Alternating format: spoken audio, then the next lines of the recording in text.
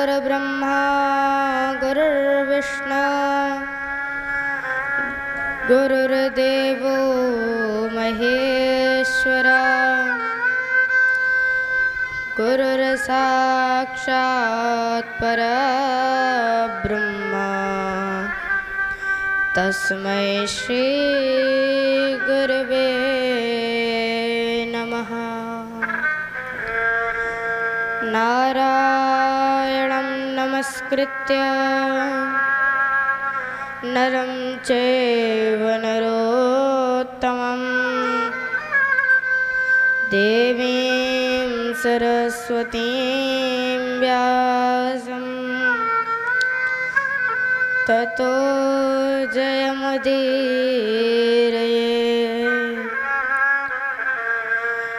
श्री राधा मेरी स्वामिनी, मैं श्री राधे को दास, जन्म जन्म मोहे दीजियो श्री वृंदावन को वास। राधे मेरी माँ तू है, पिता मेरे घनश्याम, इन दोनों के चरणों में मेरा कोटि कोटि प्रणाम। राधा राधा रटत ही सब बाधा मिट जाए, कोटि जन्म के आपदा राधा नाम सो जाए।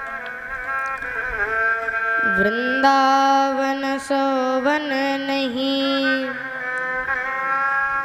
नंदगांव सो गाँव, वंशी वट सो वट नहीं, कृष्ण नाम सो नाम। आए हो तो प्रेम से लो हरि का नाम, सब भक्तों को श्रेयस के जय जय श्री राधे श्याम, जय जय सीताराम।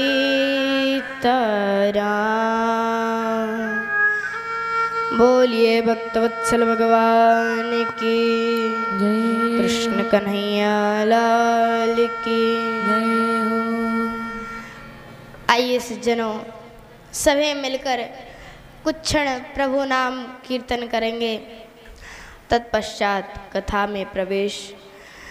कि राधा करुणा की धार प्रभु प्रेम नदिया, राधा करुणा की धार प्रभु प्रेम नदिया, राधा करुणा की धार प्रभु प्रेम नदिया, राधा करुणा की धार प्रभु प्रेम नदिया, राधा करुणा की धार प्रभु प्रेम नदिया, राधा करुणा की धार प्रभु प्रेम नदिया, राधा करुणा की धार प्रभु प्रेम नदिया, राधा करुणा की धार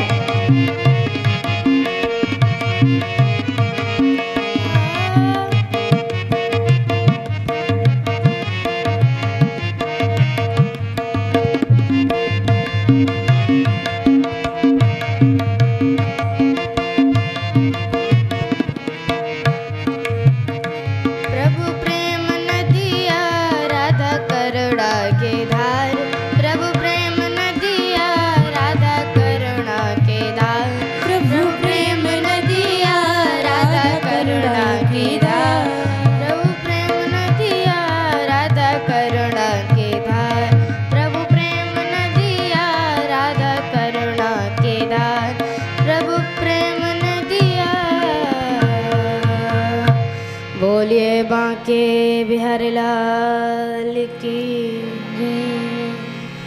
परम्परात्पर अखिलेश्वर अखिल ब्रह्मांड नायक सच्चिदानंद विग्रह भक्तवांछा कल्पतरु दीनबंधु दया सिंधु श्री वृंदावन बिहारी लाल की अकारण करुणावरणालय अकर्तुम कर्तुम सर्व सामर्थ्य श्री बांके बिहारी लाल रघुकुल कमल दिवाकर श्री सूर्यवंश शिरोमणि श्री राजा राम कनक बिहारी सरकार एवं परम आराध्या अष्टसखी प्रिय वृषभानुनंदिनी श्री राधा रानी एवं अनंत बलवंत श्री हनुमंत लाल जी महाराज एवं इस कथा पांडाल में विराजमान आचार्य एवं संगीताचार्य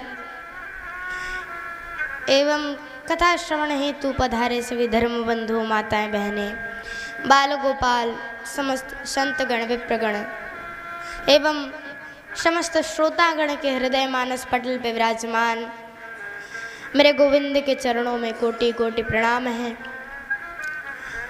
कोटि कोटि प्रणाम है।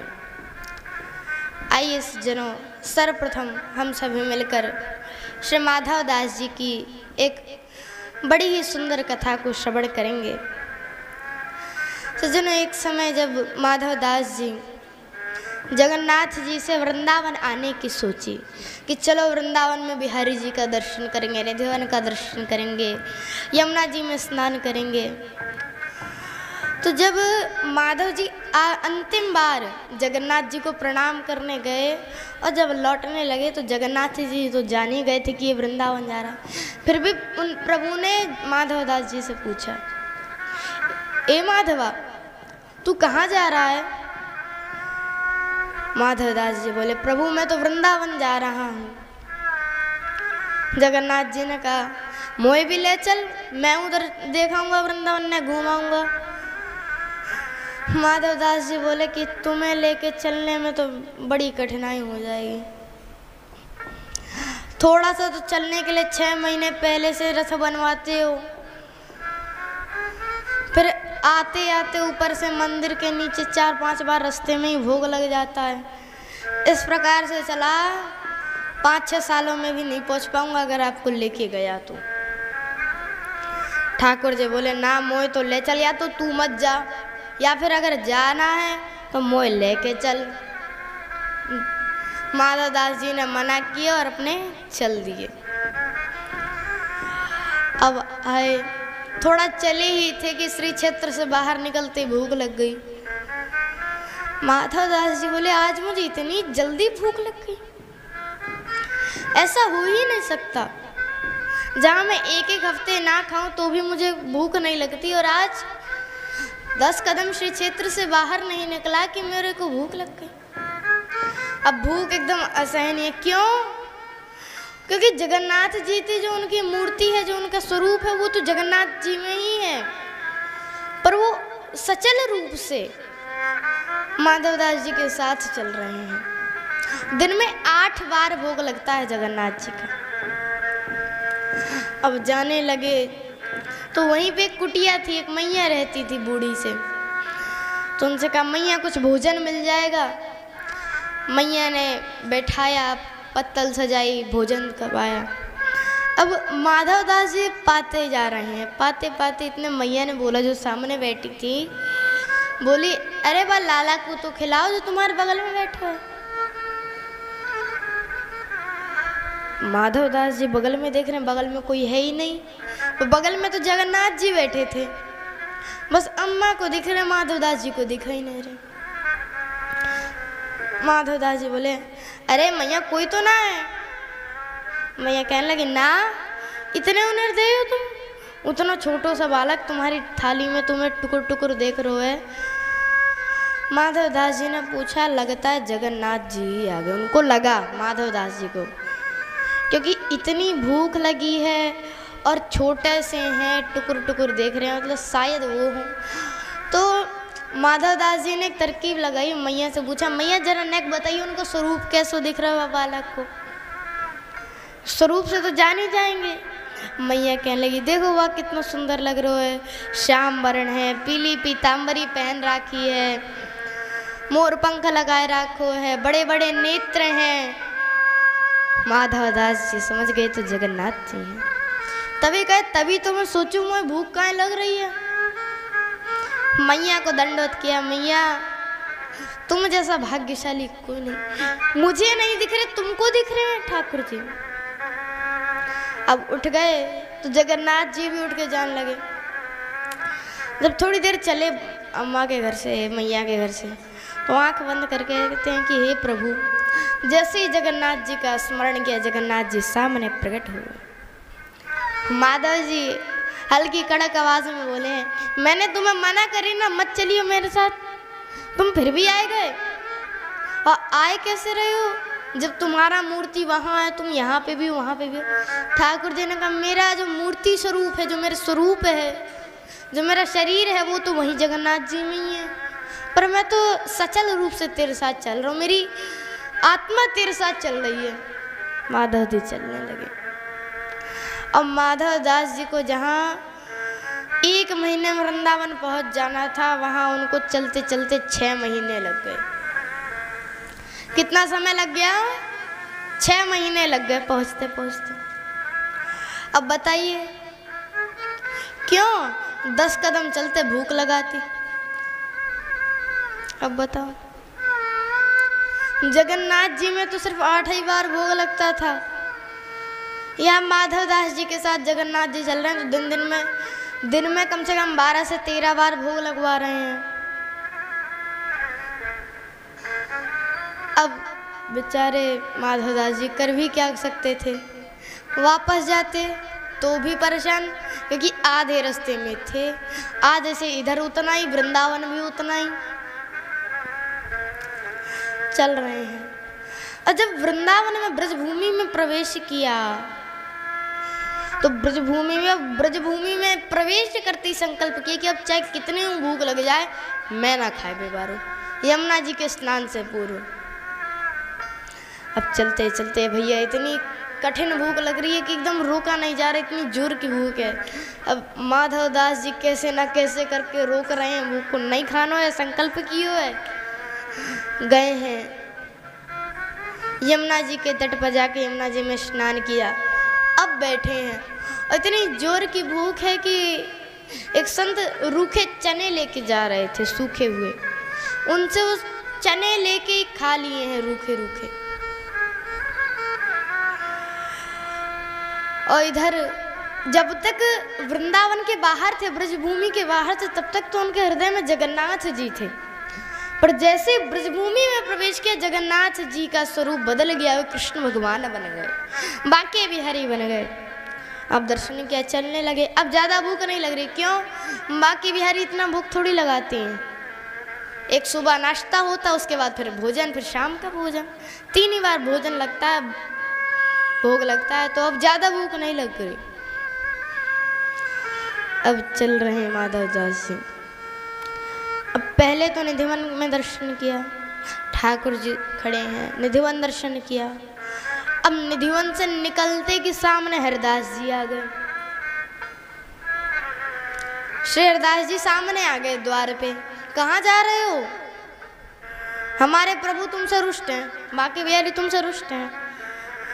माधव दास जी ने तो हाथ जोड़ लिए, प्रभु मेरे से क्यों रुष्ट हैं प्रभु?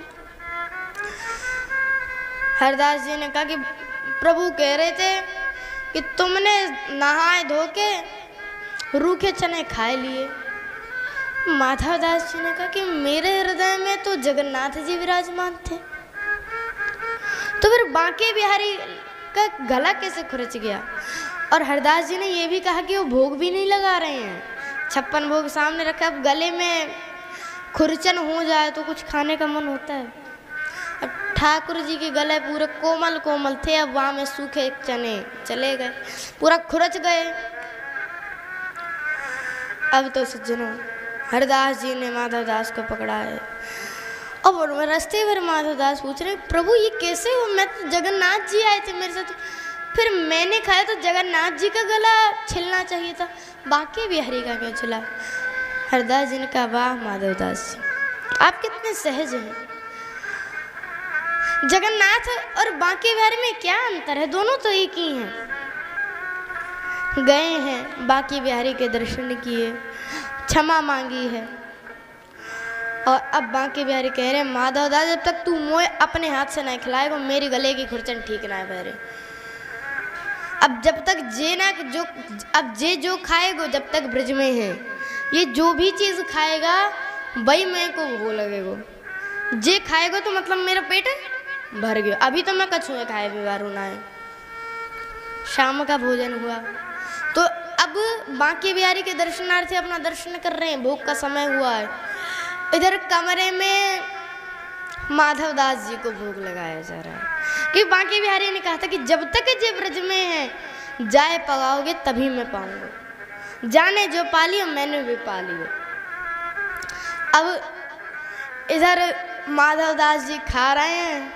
अब मान लीजिए सज्जनों एक ही व्यक्ति को खाने से 2 आदमी का पेट भरे तो ज़्यादा खाएगा ना, तो जितना माधव दास जी रोज खाते थे उसका आज डबल खा गए। क्यों? क्योंकि उन्हीं के पेट में से बांके बिहारी भी अपना आहार ले रहे थे। 3 दिन बीत गए, अब सोचा कि अब चलना चाहिए। 3 दिन रहे ब्रज में, 6 महीने आए। अब दोबारा जैसे ब्रज में बाहर निकले फिर जोर से भूख, फिर 12-13 बार भोग दिन में। क्यों? ब्रज से बाहर निकलते ही कृष्ण जगन्नाथ में परिवर्तित हो गए। फिर 6 महीने लगे, यानी कि 1 वर्ष तो सिर्फ आने जाने में गया। और ब्रज में कितने दिन रहे? 3 दिन सिर्फ।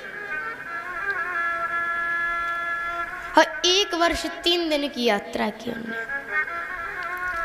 अब जगन्नाथ जी पहुंचे, जगन्नाथ जी के दर्शन किए, कहा वाह प्रभु वाह, मैंने मना करी थी तब भी गए, और आखिर मुझे 1 महीने में जाना था, आपकी वजह से मैं 6 महीने में गया। बोलिए भक्तवत्सल भगवान की जय, राधा रानी सरकार की जय। कुछ क्षण प्रभु नाम कीर्तन, तत्पश्चात आगे की कथा में प्रवेश करेंगे। श्री राधा करुणा के धार प्रभु प्रेम नदिया, राधा करुणा के धार प्रभु प्रेम नदिया, राधा करुणा के धार प्रभु प्रेम नदिया, राधा करुणा के धार प्रभु प्रेम नदिया, राधा करुणा की धार प्रभु प्रेम नदिया, राधा करुणा के धार प्रभु प्रेम नदिया, राधा करुणा की धार प्रभु प्रेम नदिया, प्रभु प्रेम नदिया, प्रभु प्रेम नदिया, प्रभु प्रेम नदिया, प्रभु प्रेम नदिया, राधा करुणा के धार प्रभु प्रेम नदिया, राधा करुणा की धार प्रभु प्रेम नदिया, राधा करुणा की धार प्रभु प्रेम नदिया, राधा करुणा की धार प्रभु प्रेम नदिया, राधा करुणा के धार प्रभु प्रेम नदिया, राधा करुणा की धार प्रभु प्रेम नदिया, राधा करुणा के धार प्रभु प्रेम नदिया, राधा करुणा के धार प्रभु प्रेम नदिया, राधा करुणा के धार प्रभु प्रेम नदिया। बोलिए कृष्ण कन्हैया लाल की जय हो। और सज्जन एक दिन प्रभु रोते रोते आए हैं मैया के पास, कहने लगे मैया मैं खेलने तो जाऊं पर मेरा एक सखा है, मेरा एक सखा है, वो पूरे दिन मेरे हाथ पकड़े रहे। अब पूरे दिन हाथ पकड़े रहे, कहे काना तू जा मत तो मैं मेरे प्राण बसे, मैं वो कह दूँ मेरी मैया के मेरे में प्राण बसे, फिर भी ना छोड़े मेरे हाथ। कभी मेरे मुख को छुए, कभी मेरी नाक छुए, कभी कान छुए, कभी आँख को छुए, मैं छोड़े ही ना। कि कन्हैया तू मेरे नेत्रों से दूर मत जा। अब बता मैया कैसे करके बात से हाथ छुड़ाई के आया हूँ। मैया ने कहा तो बाहर मत खेलने जाए कर, अंदर ही खेल। ठाकुर जी ने कहा जो ना हो सके खेलने तो बाहर ही जानो, अंदर ना खेलूंगा। मैया ने सुझाव दिया कि भैया चलो जब तुम्हें बाहर प्रॉब्लम हो रही है तो अंदर ही खेल लो, बाहर मत जाना खेलने। ठाकुर जी ने तो सीधा सटीक जवाब दिया बाहर खेलने जाऊंगा, अंदर ना खेलना हो सके। ये तो कैंसिल। और दूसरा ऑप्शन दिया, मैया ने कहा चल एक काम कर, मैं तेरे एक चित्र बनवाए दूंगी और बाद चित्र को ले जाए के तू अपने सखा को दे दियो और पूरे दिन बाहर में ही रमो रहेगा। कन्हैया ने कहा हाँ मैया जे तूने सही कहो, मेरे एक चित्र बनाए दे और जा देना मेरे चित्र बनवाइयो, इतना अच्छो श्रृंगार करियो कि मैं इतना अच्छो लगूं कि मुझे नजर ना लगे। बस इतना भी ध्यान रखिए कि मैं सुंदर तो लगूं, खूब सुंदर लगूं, पर मुझे नजर ना लगनी चाहिए। इस प्रकार से मैया कह रहे हैं।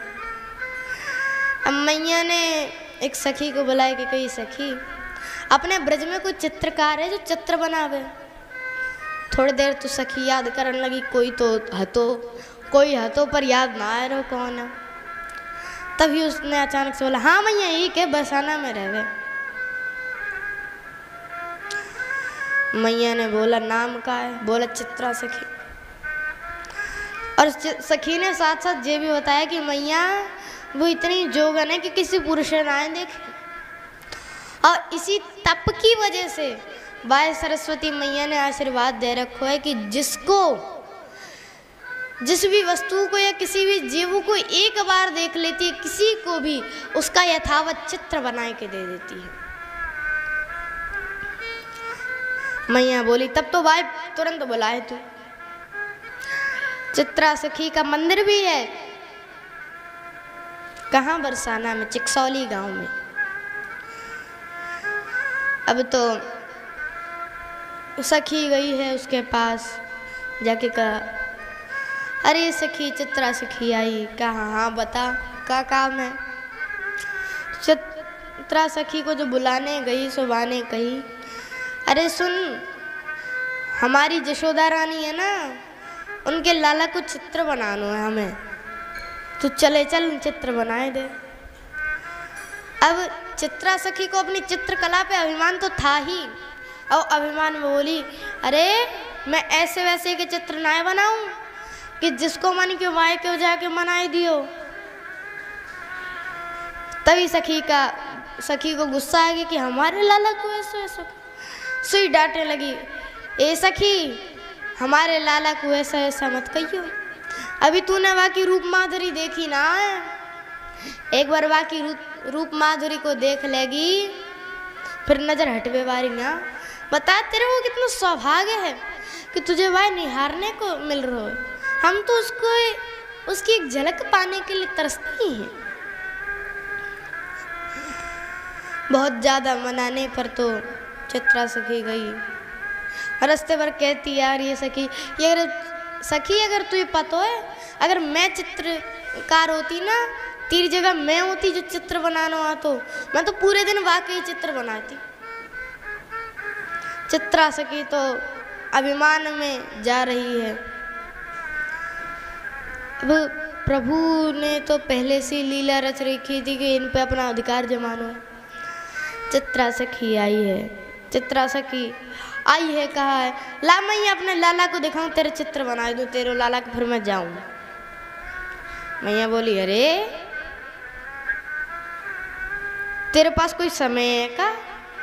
नेक बैठ, मैं बताऊंगी, मैं भाई दिखाऊंगी ना, तू नजर लगाए देगी बापू। अब तो चित्रा सखी कहने लगी अरे मैया तू बताए तो देगी, पर जब तक मैं बात देखूंगी ना, मुझे कहाँ से पता चलेगा कि कैसे बनाना है चित्र। मैया बोली मैं इस तरह से बताऊंगी कि तू खुद ही जान जाएगी। अब मैया बता रही है कि पीली पीताम्बरी पहने, ये गहने पहने, मोर पंख लगावे। अब जहाँ जैसे इस प्रकार से बैठी थी मैया यशोदा मैया, उनके पीछे थी ऊपर एक खिड़की, और यशोदा मैया के जस्ट सामने ही बैठी थी चित्रा सखी। मैया की तरफ मुंह करके। बाय खिड़की दिख रही थी, मैया ना दिख रही। और ठाकुर जी भाई खिड़की पे पर्दा लगाए कैसे कान लगाए के सुन रहे हैं क्या बात चल रही है हमारे बारे में। अब मैया तो श्रृंगार का वर्णन कर रही हैं, मेरो लाला ऐसो है, मेरो लाला ऐसो है। सोई ठाकुर जी ने सबरे कपड़ा उतार दिए, पीली पीताम्बरी उतार दी, मोर पंख उतार दियो, सबरे गहना उतार के एकदम निर्वस्त्र होके पर्दा खोल दिया और नाचन लगे हैं। अब चित्रा सखी को हंसी आ रही है, बोले हाँ मैया तेरो लाला पीताम्बरी पहने, मोर पंख धारण करे, वो देख ही रहूं मैं तेरे पीछे। सोई मैया जैसे ही पीछे मेरे ठाकुर जी ने पर्दा लगा लिया, जल्दी जल्दी पीली पीताम्बरी देखी है, पहनी है, गहने पहन लिए, मोर पंख लगा लिया। जैसी मैया ने बोली लाला, इतने में धीरे से ठाकुर जी ने पर्दा खोला। हाँ मैया बता क्या काम है? एकदम कोमल से बन के जैसे कितने अच्छे बालक हैं। अब तो चित्रा सखी के चित्त में वे छवि बस गई कि इतने जल्दी कोई कपड़ा नहीं था शरीर पे, एकदम निर्वस्त्र थी, इतनी जल्दी वस्त्र पहन के सामने आना ये उसके चित्त से जा नहीं रहा है। अब मैया दोबारा करने लगी प्रशंसा। मैया ने कही जा लाला अंदर जा, ना तो तुझे नजर लगाए देगी जे। अब लाला कन्हैया ने फिर वो पर्दा लगा लिया। फिर मैया झूठी झूठी तारीफ करी, मेरो लाला तो बड़ो सीधो है, किसी से आंख उनाए मिला आंख नीचे करके चले। सही ठाकुर जी ने सुन ली। अब ठाकुर जी जो मैया बता रही हूँ बाकी विपरीत ही काम कर रहे हैं, वैसो ना करके दिखा रहे कि मैं वही करूँ, वो आके विपरीत कर रहे हैं, क्योंकि अधिकार जमाना है चित्रा सखी पे। अब प्रभु ने क्या किया, मैया तो बता रही है बड़ो सीधो है, सोई ठाकुर जी धीरे से पर्दा खोले, ऐसे ठेंगा दिखाते हुए नाचने लगे हैं। और मैया बता ही रही है कि मेरो लाला काली कमरी पहने, तो ठाकुर जी ने क्या कर रखा है, लाल कमरी बांध के नाच नाच के दिखा रहे हैं, वहां से आंख मटकाए रहे हैं चित्रा सखी को।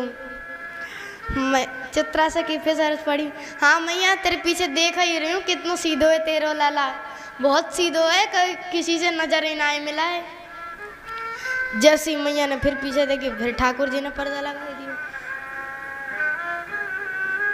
अब ठाकुर जी ने फिर पर्दा लगा दिया। अब फिर मैया बुलाई लाला, फिर ठाकुर जी से सहमे से सीधे साधे, हाँ मैया बता। आए बाहर। अब जो चित्रा सखी के चित्त में से वो छवि जा नहीं रही है। चित्रा सखी ने आंखें बंद की हैं और चित्त में जो चित्र बन गया था प्रभु का, जो छवि बस गई थी, उस छवि को निहारते हुए बता रही हैं, हाँ मैया तेरो लाला ऐसे करे, तेरो लाला ऐसे सोवे, तेरो लाला ऐसे करे, तेरो लाला गैया ऐसे चराए, ऐसे खावे, ऐसे बंशी बजावे, मोर मुकुट पहने। अब मैया चुप है यशोदा मैया। अब चित्रा सखी बता रही है कि ठाकुर जी ऐसे ऐसे करे। अब बताओ सज्जन क्यों? क्योंकि चित्रा सखी के चित्त में छवि बस गई है। अब मैया कहने लगी, अरे मैंने तो ये सब बतायो ना है कि कैसे खावे, कैसे सोवे, कैसे उठे, कैसे बंसी बजावे, तो तुझे कैसे पता चली? चित्रा सखी कुछ नहीं सुन रही, सिर्फ अपना ही बोले जा रही है। सुबह से शाम हो गई, जहाँ आ नहीं रही थी, बरसाना से मैया के घर आ नहीं रही थी गोकुल में, अब जाने का नाम नहीं ले रही। पहले आने का नाम नहीं ले रही थी, अब जाने का नाम नहीं ले रही। आंखें बंद किए हैं, अविरल अश्रु धार बह रही है और मन ही मन उस सखी को धन्यवाद कर रही है। सखी तेरे बहुत बहुत धन्यवाद जो तूने मुझे यहाँ पर लाया। सखियाँ कह रही है अब चल, रात आने वाली है, बरसाना पहुँचने में रात है जाएगी। गोपी कह रही है, सखी कह रही है, चित्रा सखी कह रही है अभी तो बहुत समय है, रुको अभी ना जाऊंगी मैं, नेक देर और रुक जाओ। फिर कहे मैया कि अब तो चली जा, पहले आए नहीं रही अब जाए ना रही है। चित्रा सखी गई है।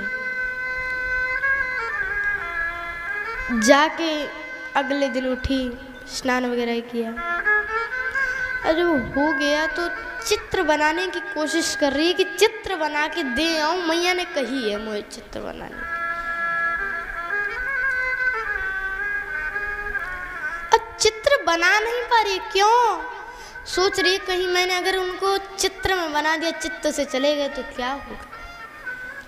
कैसे करके संभाला अपने को, चित्र बनाया है। इस प्रकार से चित्र बनाया मानो कृष्ण कन्हैया साक्षात उसमें विराज रहे हूं। बंसी बजाते हुए चित्र बनाया है।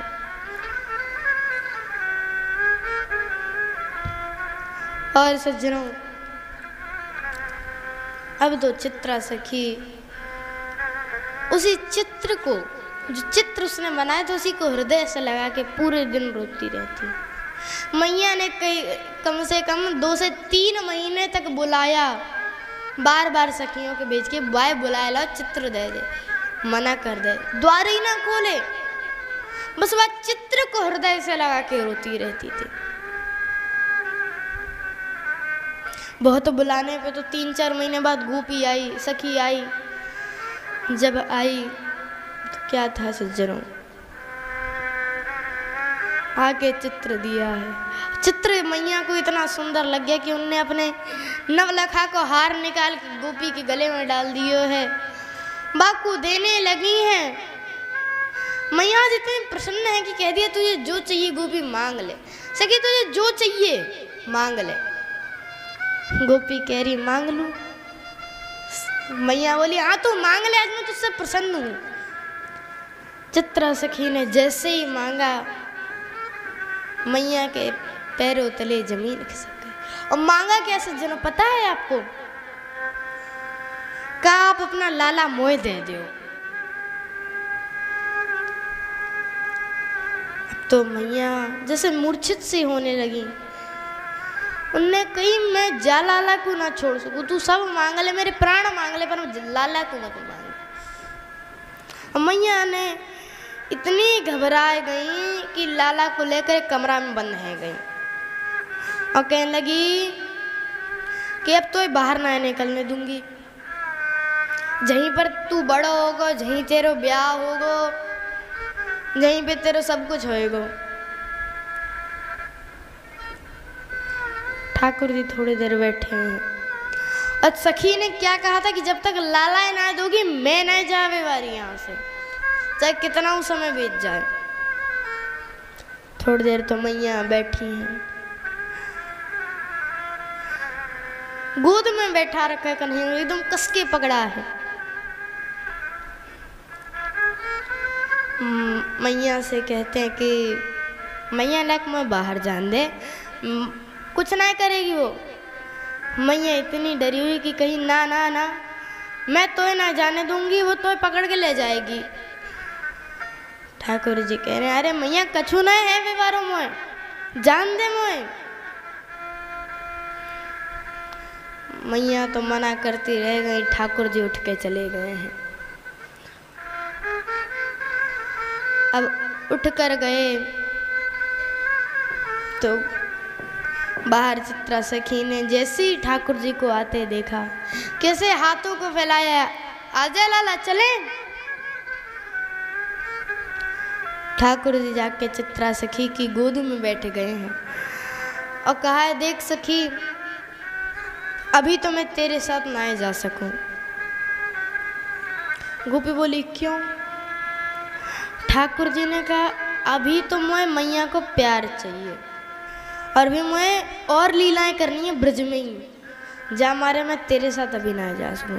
पर तू एक काम कर, अगर तुझे नित्य प्रति मेरे दर्शन की लालसा है और तू इतनी अच्छी चित्रकार भी है, तो एक काम कर, तू निकुंज में प्रवेश कर जा। कुंज की लीला तो अभी हो रही है, निकुंज में कोई नहीं है, सिर्फ मैं और किशोरी जी हैं। तो निकुंज में प्रवेश कर जा और जा, मैं तुझे मेरे और किशोरी जी का नित्य प्रति श्रृंगार, रास के पूर्व जो श्रृंगार होता है प्रभु का, वो चित्रा सखी को दे दिया है। आज भी जो निधिवन में रास होता है उसमें भी जो उससे पूर्व श्रृंगार होते हो चित्रा सखी स्वयं करती हैं। बोलिए कृष्ण कन्हैया लाल की जय हो, राधा रानी सरकार की जय हो। आइए एक भजन तत्पश्चात कथा को विश्राम करेंगे।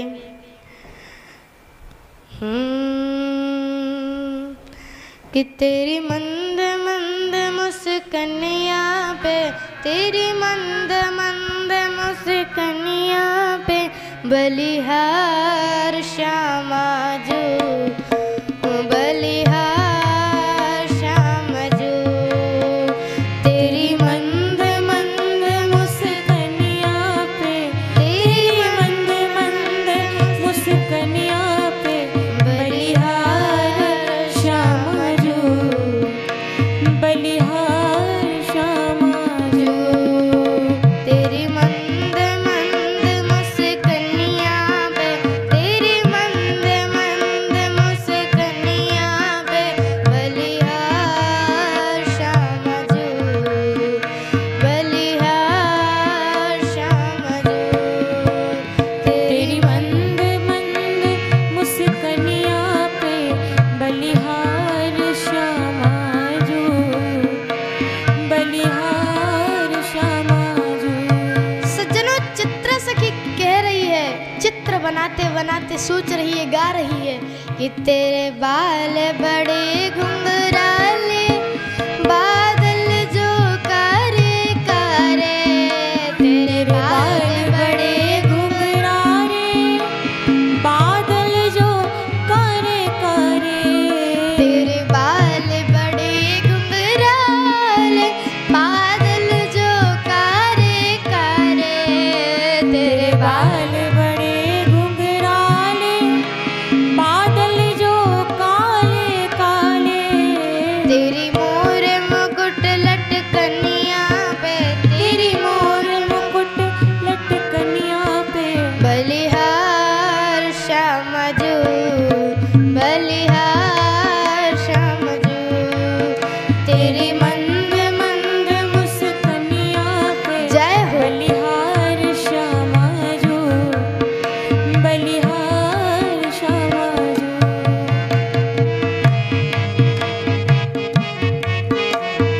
बांके बिहारी लाल की जय हो।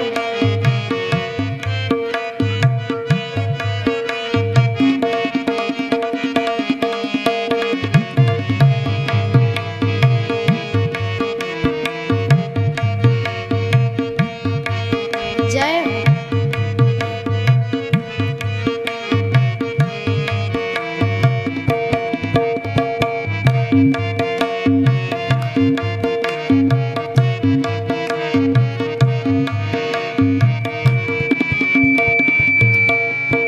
तेरी चाल अजब मत वाली, लगती है प्यारी प्यारी। तेरी चाल अजब मत वाली, लगती है प्यारी प्यारी। तेरी